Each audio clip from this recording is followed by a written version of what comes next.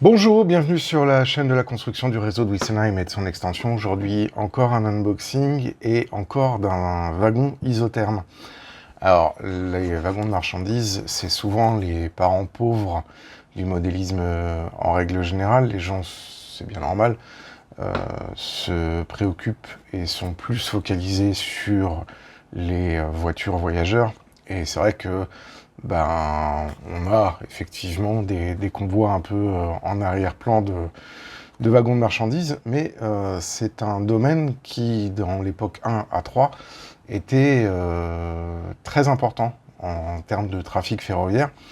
Et donc c'est vrai que moi, ayant 4 locomotives dont la mission principale est d'être dédié au trafic marchandises, à un moment donné ou à un autre, il en faut pour le réseau Witsenheim.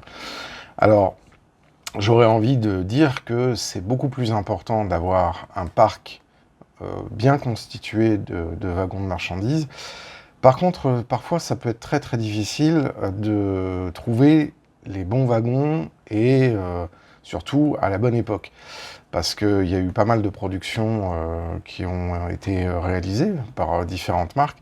Et c'est vrai que des fois, on a de la chance. Quand il y a du marquage à L, par exemple, des wagons qui sont vraiment très connotés époque 2 ou époque 1. Mais dans l'ensemble, parfois, il faut faire un petit peu de concession. Alors là, le wagon d'aujourd'hui, c'est un wagon de chez Rocco, référence 44 182. En gérance Interfrigo. Il est peut-être un petit peu trop moderne par rapport à peut-être un peu plus époque 4 que je ne l'aurais voulu à la base. Mais voilà, c'est des wagons qui vont faire masse et qui vont bien répondre à... Enfin, il va réussir quand même à s'intégrer à l'ensemble des wagons un petit peu du même ordre que j'ai. C'est du wagon Rocco, j'ai eu de la chance de réussir à l'avoir pour un tarif très avantageux, c'est-à-dire 15 €. Et 15 € pour un wagon de marchandises, ça se prend, même s'il n'est pas tout à fait dans l'époque et qu'il est à la fin de l'époque traitée. On est dans un terrain qui est très connu, parce que déjà c'est une boîte Rocco qui correspond en fait à la période Reagan-Gallor. Alors, Reagan-Gallor, c'est pas eux qui ont fait les packaging de Rocco, mais ça veut dire que ça, c'est un wagon qui est sorti entre 1990 et dans ces eaux-là et 2000 et les années 2000. Hein. On est avant les nouveaux boîtages bleu foncé. Donc là, on est vraiment sur du packaging Rocco classique. Et on va voir qu'on est aussi sur une plateforme, parce que la grande majorité des wagons Rocco ont une plateforme, surtout dans ces années-là, qui est irréprochable en termes de roulement, irréprochable en termes de constitution nécessaire pour les faire rouler. Peut-être pêche un petit peu par leur brutalisme, c'est-à-dire le fait qu'ils soient un peu sommaires, mais on est sûr que sur ce genre de plateforme, on n'aura aucun souci. Donc je vais vous montrer ce wagon-là. Effectivement, si on le compare au wagon précédent Sachsen Model et au wagon Eris, je remets les fiches si vous ne les avez pas vues, c'est sûr qu'on est un petit peu en deçà. Néanmoins, il tient quand même bien la route. Donc je vous propose qu'on regarde un petit peu en détail ce wagon en gérance Interfrigo. Alors, pour un wagon de 15 €, avoir déjà une boîte qui est pratiquement nickel, petite déchirure ici, mais rien de bien méchant. Contrairement au dernier unboxing sur Eris, là on voit que c'est déconseillé pour les enfants de moins de 3 ans. Alors c'est assez amusant parce qu'on voit du coup la différence normative qu'il peut y avoir effectivement entre deux modèles qui n'ont pas du tout la même génération, même si on retrouve les mêmes pictogrammes.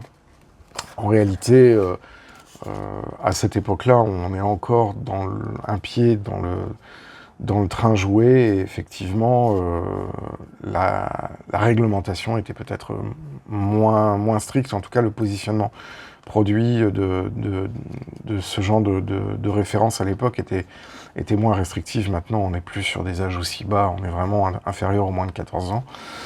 C'est donc un modèle Rocco, avant que Rocco soit sauvegardé dans le consortium modèle Eisenbahn. Et donc, voilà, on a le boitage classique d'un fourreau en carton avec une fenêtre en rhodoïde et un support en polystyrène blanc.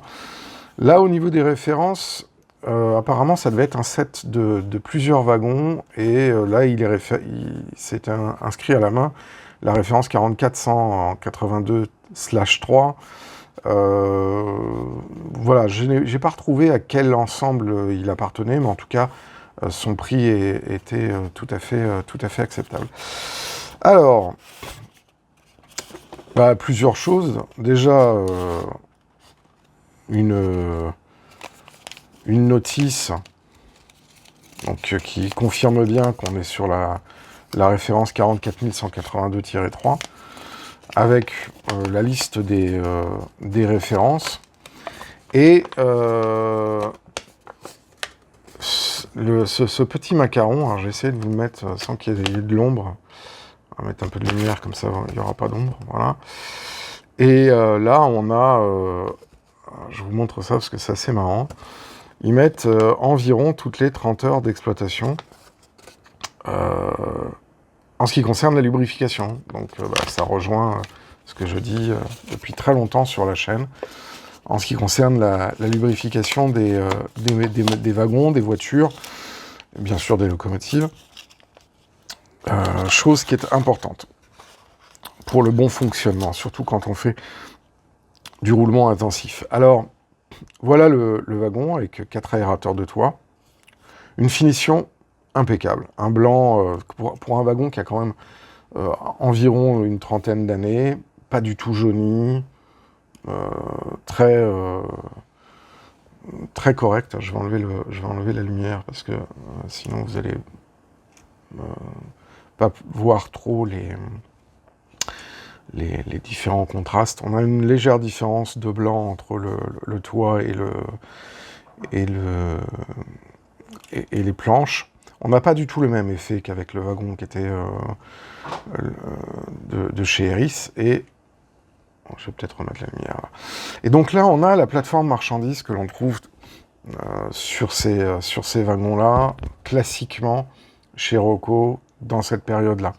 C'est une plateforme, en fait, qui reprend une gravure des longerons avec effectivement les réserves, les bâches à air, etc. Mais ce qui est surtout très intéressant, c'est le système d'élongation, qui d'ailleurs, par ailleurs, est vendu en pièces détachées quand on veut rééquiper des wagons d'ancienne génération qui ne sont pas équipés de ce genre de dispositif.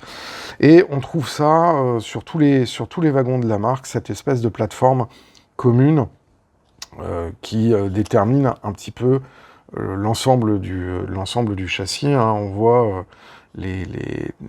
effectivement des longerons comme ça qui sont très, très massifs, très solides. Un roulement qui est impeccable. Ça, c'est la grande caractéristique de cette plateforme qu'on va retrouver sur des couverts, sur des tombereaux, des choses comme ça.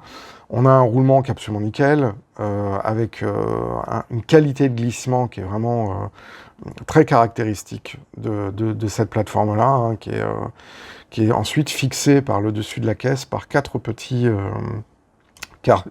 crochets et équipé d'un lest qui lui donne au wagon un poids peut-être un petit peu trop généreux par rapport à la dimension hors tampon définie par l'ANEM.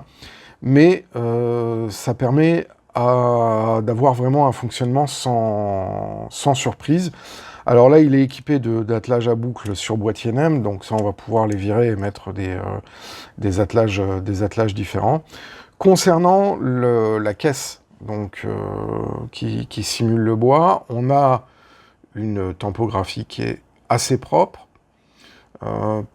Pour l'époque, hein, on voit quand même bien les indications, réfrigérant, puis, alors je vais essayer de faire un peu le zoom sur ces écritures-là. Peut-être ici aussi, si ça veut bien se mettre en zoom. Voilà. C'est assez correct. Bon, après, la livrée n'est pas forcément des plus difficiles et des plus fournis. On a quand même globalement un wagon qui fait le job. Alors c'est sûr que si on compare avec la finesse d'un wagon qui est sorti dans les années 2000, on a un peu... ça jure un petit peu quand on compare.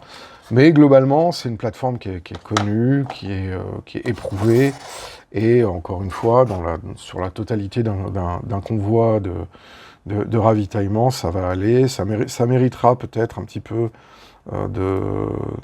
comment ça s'appelle, de mise en condition atmosphérique pour rendre la chose un peu plus sympathique. Mais globalement, voilà, c'est un wagon qui fait le job et qui ne va pas donner de mauvaises surprises.